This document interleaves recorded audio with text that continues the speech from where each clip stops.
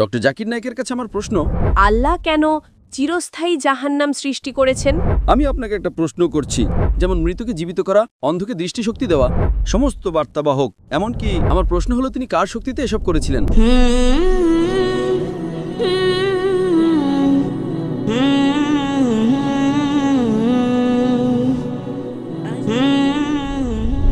আমরা জানি যে আল্লাহ পরম দয়ালু। আল্লাহ কি একজন ঈমানদার পাপী এবং একজন ভালো কাজ করা কাফেরকে ভালোবাসেন? যদি তাই হয় তবে আল্লাহ কেন চিরস্থায়ী জাহান্নাম সৃষ্টি করেছেন? আল্লাহ কোরআনে সূরা মুলকে ৬৭ নম্বর অধ্যায়ের ২ নম্বর আয়াতে বলেন, তিনি আল্লাহ যিনি মৃত্যু ও জীবন সৃষ্টি করেছেন তোমাদের মধ্যে কে কাজে উত্তম তা পরীক্ষা করার জন্য। সুতরাং এই জীবন পরকালের জন্য একটা পরীক্ষা। আমি আপনাকে একটা প্রশ্ন করছি, শিক্ষক কি একজন পাশ করা ছাত্রকে পছন্দ করেন নাকি একজন ফেল করা ছাত্রকে? যে পাস করে। শিক্ষক ফেল করা ছাত্রকে পছন্দ করেন না, কারণ শিক্ষক সেখানে পরামর্শ দেওয়ার জন্য ছিলেন, আর সেই ব্যক্তি মনোযোগ দিচ্ছিল না, যে শিক্ষকের কথা শুনছে না। শিক্ষক ছাত্রকে সুযোগ দেন, কিন্তু পড়াশোনা না করলে ছাত্র নিজেই ফেল করে। ঠিক সেভাবেই আল্লাহ সুবহানাহু ওয়া তাআলা সমস্ত মানবজাতিকে পছন্দ করার সুযোগ দিয়েছেন। এই বিশ্বে আল্লাহ মানবজাতিকে শতাধিক সুযোগ প্রদান করেন। তুমি একটা ভুল করলে আল্লাহ তোমাকে মাফ করে দেন, তোমাকে আরেকটি সুযোগ দেন। কিন্তু মৃত্যুর পর তোমার পরীক্ষার সমাপ্তি ঘটে। যদি আপনি মুশরিক হিসেবে মারা যান, আল্লাহ ছাড়া অন্য কারোর ইবাদত করেন, অথবা আপনি কাফের হিসেবে মারা যান, তাহলে আপনার কোনো উপায় থাকবে না। সুতরাং কাফের, কোরআন বলে, আল্লাহর ন্যায় বিচারের বিরুদ্ধে কখনো আপত্তি করবে না।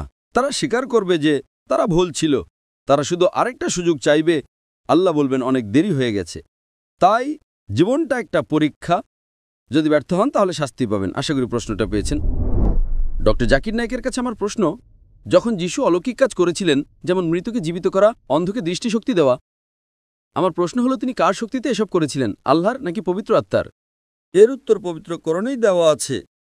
আল্লাহ কোরআনে বলেছেন সূরা ইমরানের ৩ নম্বর সূরার ৪৯ নম্বর আয়াতে যে যীশু খ্রিস্ট, তার উপর শান্তি বর্ষিত হোক, তাকে বনী ইসরাঈলের কাছে একজন বার্তাবাহক হিসেবে পাঠানো হয়েছিল এবং তিনি মৃতকে জীবন দিয়েছিলেন আল্লাহর অনুমতিতে, বিইদনিল্লাহ। সমস্ত নবীরা যত অলৌকিক কাজ করেছেন, শুধু যীশুখ্রিস্ট নন, সেটা মুহাম্মদ সাল্লাল্লাহু আলাইহি ওয়াসাল্লাম হন, যীশুখ্রিস্ট হন বা মুসা আলাইহিস সালাম হন, সব অলৌকিক ঘটনাই সর্বশক্তিমান ঈশ্বরের দ্বারা সংঘটিত হয়েছে। তাই যখন যিশু মৃতকে জীবন দিয়েছিলেন, কোরআন বলে যে তিনি বলেছিলেন বিইদনিল্লাহ, অর্থাৎ আল্লাহ সুবহানাহু ওয়া তাআলার নামে জেগে ওঠো। যখন তিনি জন্মান্ধ এবং কুষ্ঠরোগীকে সুস্থ করেছিলেন, সেটাও তিনি আল্লাহ সুবহানাহু ওয়া তাআলার নামেই করেছিলেন।